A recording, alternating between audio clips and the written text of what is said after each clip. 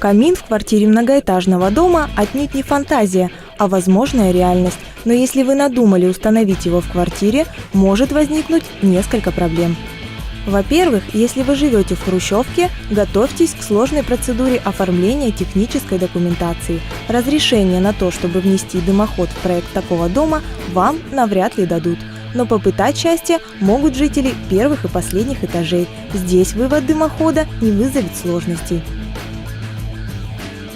От кирпичного камина сразу придется отказаться, его вес не соответствует допустимым нормам. Выберите более легкий материал. Ответственно нужно подойти к теплоизоляции. Помните, что огонь нагревает стену. От перепадов температуры она постепенно разрушается. Отсюда следующее условие. Камин нужно встраивать только в перегородку, но никак не в несущую стену. Ну и последнее. Выбор топлива. Дрова не подойдут. Неудобно, а дым загрязняет воздух. Как вариант, стройте камин газовый. При сгорании вредных веществ такое топливо выделяет значительно меньше, да и едкого запаха дыма при розжиге чувствоваться не будет.